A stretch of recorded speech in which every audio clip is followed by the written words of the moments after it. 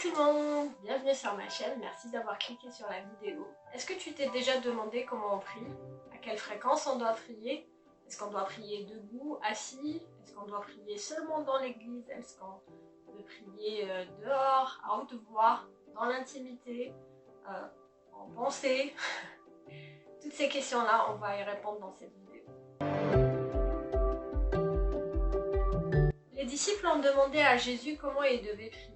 Et Jésus leur a demandé, lorsque vous priez, vous entrez dans votre chambre, vous fermez la porte et celui qui voit dans le secret vous le rendra.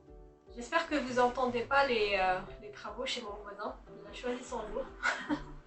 Ou c'est moi qui ai choisi mon jour, je ne sais pas. Bref. Jésus leur dit, quand vous êtes en prière, dites « Notre Père qui es aux cieux, que ton nom soit sanctifié, que ta volonté soit faite sur la terre comme au ciel. Donne-nous aujourd'hui notre pain de ce jour. Pardonne-nous nos offenses, comme nous aussi nous pardonnons à ceux qui nous ont offensés. Ne nous soumets pas à la tentation, mais délivre-nous du malin, car c'est à toi qu'appartient le règne, la puissance et la gloire au siècle des siècles. » Amen. Si nous étudions attentivement cette prière, nous allons nous rendre compte qu'elle se compose de plusieurs parties. La première partie, notre Père qui es aux cieux, que ton nom soit sanctifié, te rende, que ta volonté soit faite sur la terre comme au ciel. Première partie, adoration. Deuxième partie, donne-nous notre pain de ce jour.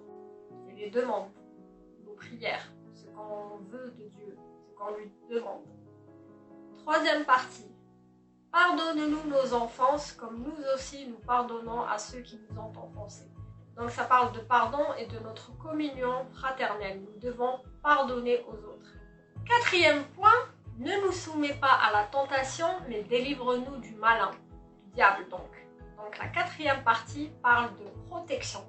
Et enfin, dernière partie qui est la cinquième, car c'est à toi qu'appartiennent le règne, la puissance et la gloire au siècle des siècles. Amen. Moi, je l'ai apprise grâce à la chanson de Glorious.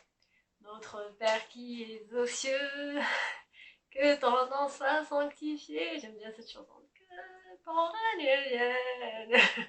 Franchement, merci à ce groupe-là parce que vraiment, je l'ai apprise par cœur.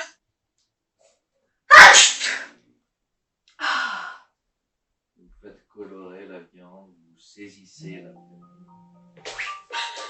Je ne peux pas mettre la deuxième partie avant la première partie, ni la troisième partie avant la première partie. Je ne peux pas les mélanger. C'est comme une recette. Imaginons, je cuisine un plat de viande et je mets des légumes. Je mets d'abord l'huile, je mets la viande dessus pour qu'elle soit bien dorée, je la retourne et ensuite je mets mes légumes, je rajoute de l'eau, de la tomate, ou je ne sais pas ce que je rajoute après, ça dépend de votre plat, je ne sais pas ce que vous mettez. Mais si je mets par exemple les légumes d'abord dans ma cocotte, ensuite je mets la viande, ensuite je mets l'huile, bah ça n'a pas la même saveur. La viande, quand je la mets en premier, donne de la saveur au reste du plat, alors que quand je fais le contraire, bah il n'y a pas vraiment de saveur. Donc je ne dois pas brûler les étapes. Ça ne veut pas dire que j'aurai pas un plat mangeable, il sera mangeable, mais ça n'aura pas la même saveur, encore une fois. Pourquoi je fais ça? Parce que Dieu est vivant. Ce n'est pas une cassette, je l'ai dit à quelqu'un récemment, coucou, pour la personne qui va se reconnaître. Ce n'est pas un répondeur, ce n'est pas la phrase que vous dites pour votre cassette là, du répondeur, bonjour, c'est machin, laissez votre message après le bip, et ensuite t'as le message. C'est pas comme ça que ça fonctionne. Ça veut dire quoi? Qu'est-ce que je veux dire par là? C'est que quand vous faites votre demande, par exemple, Seigneur, j'ai besoin d'un PC parce que mon PC est en train de bugger en ce moment, je fais mes montages, etc. Il devient hyper lent, s'il te plaît, Seigneur, offre-moi un PC. Je ne peux pas faire cette demande-là, par exemple, et juste après dire, notre Père qui est aux cieux, que ton nom soit sanctifié, que ton règne vienne. Ou alors je la fais et ensuite je demande un PC. C'est pas possible. Pourquoi? Alors, si j'ai fait déjà ma demande dans ma prière, je ne vais pas lui dire donne-nous notre pain de ce jour. Je l'ai déjà fait. C'est pas cette prière là, c'est pas une prière magique. Allez, je vais te la mettre à toutes les sauces 2 fois par jour. Encore une fois, ce n'est pas un répondeur. Comme Dieu n'est pas un distributeur, il faut lui parler normalement. Il faut communiquer normalement. La preuve, c'est que depuis la création, Adam tous les prophètes qui sont venus après lui, que ce soit David, que ce soit Élie, que ce soit, je sais pas moi, quand Adam croque la pomme, il voit qu'il a fait une bêtise et il s'enfuit, Dieu vient vers lui et lui dit « Où est-ce que tu es ?» Est-ce qu'il lui dit « Fais-moi la prière de notre Père ?» Ou est-ce que Adam lui dit « Ah, salut Dieu, notre Père qui est aux cieux, que ton nom soit sanctifié ?» Non, il lui dit pas ça, il lui dit « J'ai croqué cette pomme-là, j'ai eu peur, je me suis caché, j'ai vu que j'étais tout nu et je suis allée me cacher. » À aucun moment, il fait le répondeur. Il lui répond normalement, il y a une communication normale, question-réponse, réponse-question, ou un dialogue. Mais parfois, il n'y a pas de questions, mais c'est un dialogue, parce que Dieu est vivant. Je vous donne un exemple. Quand je vais vers mon distributeur de banque pour retirer de l'argent, je sais que pour faire ma demande, je dois mettre mon code secret pour retirer de l'argent.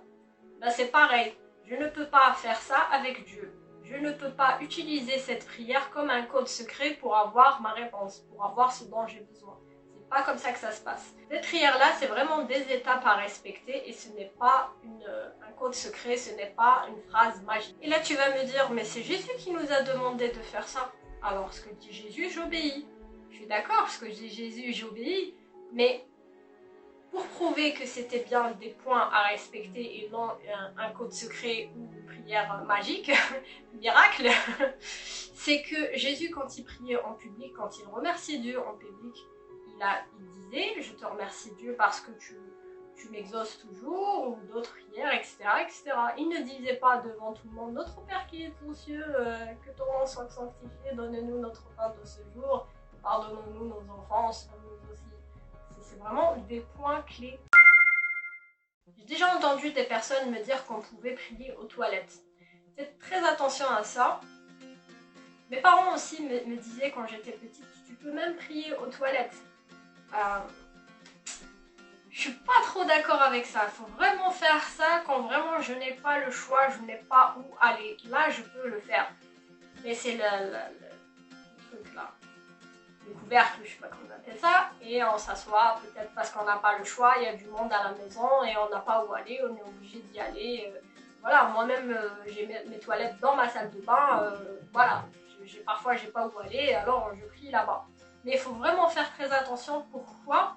Parce que Moïse, quand il a parlé la première fois à Dieu, Dieu lui a demandé d'enlever ses chaussures parce qu'il rentrait dans un endroit saint, parce que c'était un endroit saint. Dieu dit de lui-même qu'il est saint. Or, je ne peux pas lui parler là où je fais mes besoins. C'est juste pas possible. Il y a un minimum de respect, je trouve.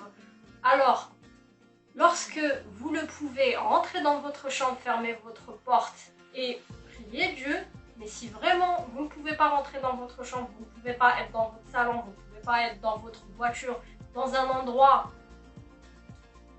normal. Lorsque je n'ai pas le choix, que je n'ai pas ma voiture, que je ne peux pas aller au salon, je ne peux pas aller dans ma chambre, je ne peux même pas aller dans la cuisine, là oui, là je peux aller aux toilettes et prier.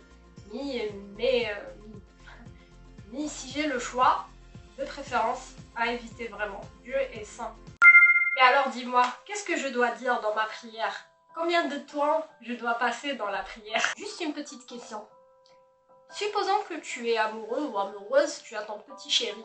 Est-ce que tu te poses la question de combien de temps tu dois rester avec elle ou avec lui au téléphone ou ensemble? Je sais pas moi, si tu l'invites dans un salon de thé ou vous sortez dans un parc, je sais pas, ce que vous avez projeté, ta chérie, ta femme ou ton mari, je sais pas. Est-ce que tu te poses la question? Non, parce que c'est une personne vivante qui est avec toi. Ce n'est pas une standardiste, ce n'est pas un standard. Je me rappelle qu'avant que je rencontre Jean-Baptiste, on n'avait pas les téléphones portables, on avait le fixe. Et je passais parfois des heures au téléphone la nuit, au téléphone comme ça presque, je dormais avec. Et c'était même pas un téléphone sans fil. Je veux dire que mes parents savaient très bien que je restais des heures au téléphone et je crois qu'ils savaient très bien que j'étais amoureuse de quelqu'un. Il y avait le fil qui passait du salon vers ma chambre toute la nuit, tous les soirs. Bref, tout ça pour vous dire que lorsqu'on aime une personne, on peut rester 1 heure comme on peut rester 10 heures en prière. Maintenant, supposons que vous êtes nouvellement converti, que vous ne connaissez pas comment on prie. Dans ce cas-là, restez dans votre chambre, fermez la porte à clé et soyez tout seul, restez tout seul. Et là, vous commencez à parler avec Dieu. Il y a un verset qui dit « Rentrez dans ses parvis avec des louanges ». Les parvis, c'est quoi? Lorsqu'il y a eu le tabernacle à l'époque de Moïse, il y avait 3 parties. Il y avait les parvis, le lieu saint et le lieu très saint. Avant de rentrer dans le lieu saint, il y avait les parvis. Et le roi David dit dans ses psaumes, rentrez dans ces parvis avec des louanges, avec des actions de grâce. Or, lorsque tu es tout seul dans ta chambre à prier, je t'invite à mettre des louanges ou à chanter des louanges. Moi j'ai un classeur, mais parfois j'ai envie de sentir le rythme, je mets la version karaoké ou parfois je chante après un autre chanteur sur mon téléphone, je mets mes écouteurs. Et au moins, il y a le rythme, tu vois. Je suis pas avec mon classeur comme ça parce que je sais jouer d'aucun instrument. Or, ça m'aide d'écouter des cantiques via mon téléphone. J'en écoute 2, 3, parfois 4. Et ensuite, je commence à parler avec Dieu. Je mets une musique douce. Tapez sur YouTube worship piano ou worship guitare ou je sais pas ce que vous voulez comme son, comme rythme. Et mettez-le à basse fréquence et parlez à Dieu. Et puis, de toute façon, dès que vous commencez à chanter, vous aurez envie de le glorifier, vous aurez envie de parler en langue. Ah, si vous parlez déjà en langue, vous aurez envie de lui demander des choses, de lui demander la bénédiction, de partager des choses avec lui.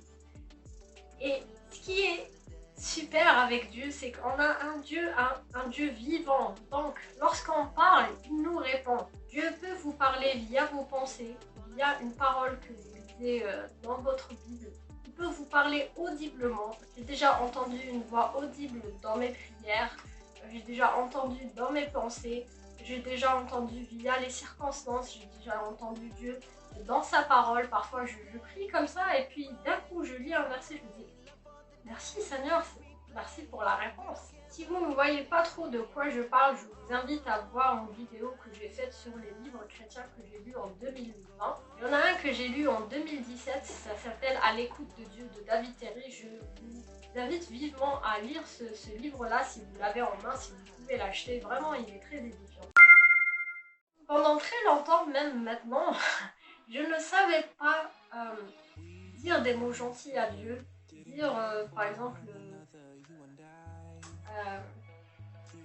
Seigneur, tu es glorieux, j'aime rester en ta présence. Je ne savais pas faire ça. Jusqu'à présent, j'ai un petit peu de mal à faire ça. Donc, ce que je fais actuellement, j'ai rencontré des personnes avec qui je prie le vendredi matin. Donc, on fait des louanges, tout ça. Et vraiment, ça m'aide à rentrer dans cette communion, dans cette sphère où je suis dans l'adoration vraiment. Si vous n'avez pas une communion fraternelle, je vous invite à lire les psaumes. Ça peut vous donner des idées de comment donner gloire à Dieu, comment l'adorer. Sinon, vous pouvez juste chanter les cantiques. Les cantiques sont des adorations. Donc lorsque vous chantez les cantiques, c'est une adoration.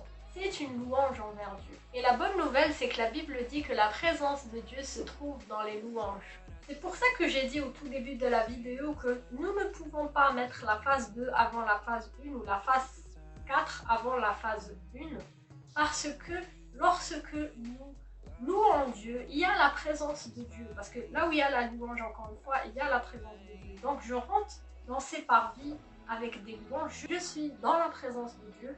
Et là, je me sens bien pour continuer l'adoration, pour lui parler, pour communiquer avec lui. Maintenant, si je ne le loue pas, si je ne l'adore pas, si je commence directement avec mes demandes, non seulement quelque part c'est un manque de respect parce que je suis le Dieu distributeur, j'appuie sur des boutons là, oh, Dieu est vivant, Dieu est saint, Dieu est tout puissant, je ne peux pas faire ça. Je ne peux pas lui parler de mes problèmes de société, oui, tel il m'a fait ça, tel il m'a fait ça, tel il m'a fait ça. Lorsque je loue d'abord l'Éternel, j'oublie tout ça, vraiment j'oublie tout ça, et je suis vraiment dans un petit cocon, oui, on va dire ça comme ça. Je suis vraiment dans un petit cocon où je ne ressens plus ce stress de la vie, c'est vraiment... Il faut le faire.